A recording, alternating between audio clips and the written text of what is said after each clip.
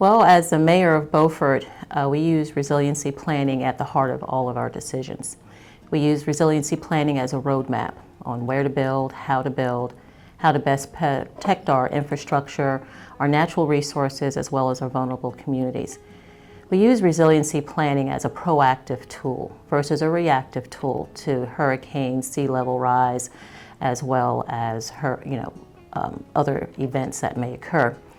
So when you do resiliency planning, it allows for future thinking, allows for us to determine how we are going to best make Beaufort sustainable, resilient, and a safer community. One of our primary focuses is to make sure we're prepared for disasters, not just at the county government level, but across all of our communities. We work diligently to get people ready for those things that we know are coming, that may come. We reach out to forums, we do different types of engagements to make sure we're prepared for that. It's multifaceted. We are looking at coastal resiliency from both a shoreline protection measure on both the ocean front and the sound front because we're a barrier island. So we're looking at nourishment projects for coastal resiliency. We're also looking at shoreline projects on the estuarine side, which may be a variety of different dimensions. So we may be looking at vinyl sills or artificial reefs for shoreline protection, coupled with thin layer placement when we can get it from the agencies, and planting of coastal wetland species.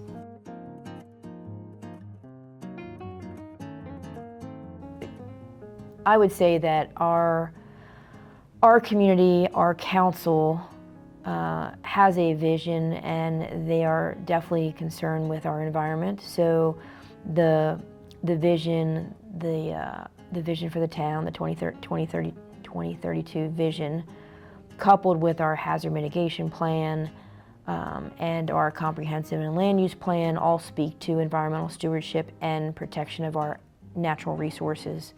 So that speaks to our coastal resiliency. And with those plans in place, they are the guiding force behind our projects that we look to fund. So if we look at our NC-12 resiliency project, which was just completed in May 2024, that's an example of our coastal resiliency strategy.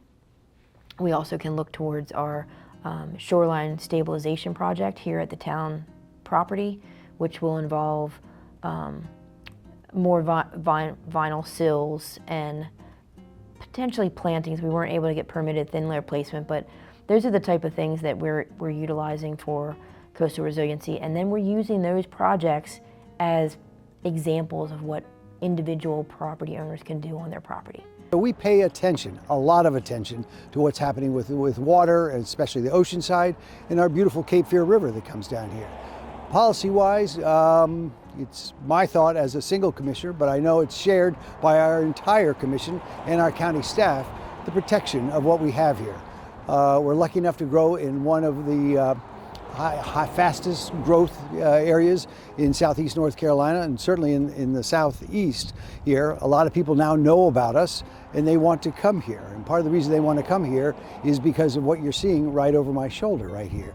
Just the awesome beauty of it. So it's our job, I feel, as elected officials to protect as much of the saltwater marshes, the estuaries, the water quality coming down the Cape Fear River and in our Atlantic Ocean as well.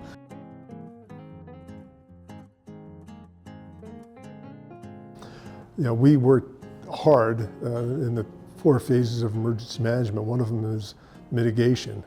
And we always want to work to mitigate the challenges we may see into the future, but there's a lot of things that are outside of emergency managers' control when it comes to getting to that. Most of it is money. It costs money to mitigate future damages and to make your community more resilient. And getting that money, whether it's through local funds at the county level or state level, or trying to get federal money, is not always a simple task. We work with all of our local town and city of Wilmington, the town of Wrightsville Beach, Curie Beach, and Carolina Beach all have their own segments of government there. We know each other, we work with each other, especially, unfortunately or fortunately, with emergency management, which ties to everything we're talking about policy-wise. Certainly one of our most important things that we do as a county commissioner, because the county sits over all of those city entities there, is protecting the public safety. And that comes into play with the emergency, hurricanes, large storms, even ice storms that we've had occasionally like that. So it starts with what we're doing right now. Simply eye-to-eye talking, creating relationships, so you don't have to go from 0 to 60 while you have a hurricane bearing down on you. So to implement resiliency, I think we're going to need three things. First is funding. Being a small community, we don't always have the resources available to us to be more resilient. So we rely on state and local partnerships. And so far, Beaufort has been very, very fortunate in maintaining good relationships with the state and local representatives who have been able to help us achieve some of our goals. The second thing I think we need is a strong partner. And we've had great partners over the years. Coastal Federation has been a great partnership for us to help us include resiliency in what we do. They've provided funding for us to do permeable concrete, which will allow for a lot of the debris and water to be absorbed before it goes into our waterways, allowing us to hopefully get towards that clean water community in which we're striving for. They've also been assisting in cleaning up derelict vessels in our waterway, very, very important. We've also have resilient community plan that we're using $100,000 within that RCCP program to help us include resiliency in our Unified Development Ordinance, where we can use zoning to help create a more resilient community. And the third thing I think that we need is a strong community buy-in, which we have. And we look at our local businesses and our citizens to help engage and to support this. And so far we've been very, very fortunate in having a very engaged citizenry in as far as that is concerned, as well as our Board of Commissioners have been very invested in engaging and being a more resilient community.